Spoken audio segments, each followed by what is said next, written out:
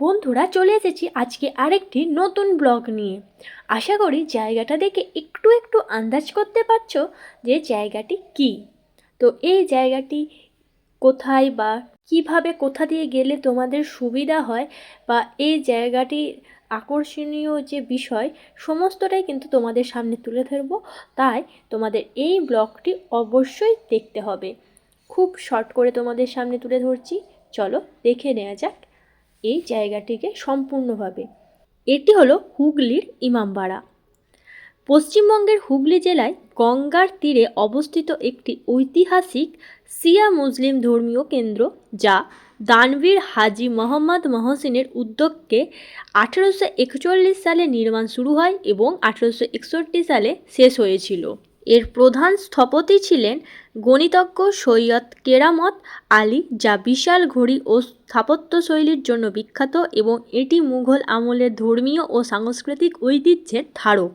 এখানে দুটি মিনার ও একটি বড় ঘড়ি এটির সবথেকে আকর্ষণীয় বিষয়। এটি হুগলির একটি ঐতিহাসিক স্থান এবং এখানে একটি সূর্য ঘড়িও আছে। প্রথমে এখানে ঢুকেই আমাদের চোখের সামনে যেটি পড়বে সেটি হচ্ছে এখানে আকর্ষণীয় এই যে মাছগুলি।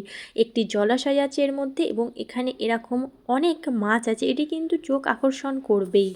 এরপর আমরা তোমাদের গঙ্গার সাইড থেকে দেখাই। তো এটা দেখো, একেবারে হুগলির ইমামবাড়া গঙ্গার সাইডেই অবস্থিত।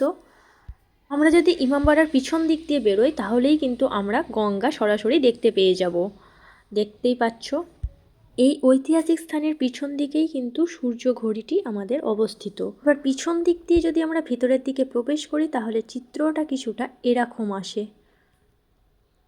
এবার এই যে দুটি মিনার বললাম, এই দুটি মিনারেই কিন্তু ওঠা যায়, একটাতে ফিমেল ওঠে এবং একদিকে মেল উঠতে পারবে, এরকম কিন্তু ভাগ করে দেওয়া আছে। মোট 152টি সিঁড়ি আছে এবং সিঁড়ি দিয়ে উঠতে উঠতেই এই ঘড়ির সাথে সম্পর্কিত যে ঘন্টা, সেই ঘন্টাটাও কিন্তু দেখা যায় এবং এই ঘন্টাটাই কিন্তু ঘড়ির যখন আওয়াজ হয় তখন এই ঘন্টাটা থেকেই আওয়াজ প্রতিফলিত হয়।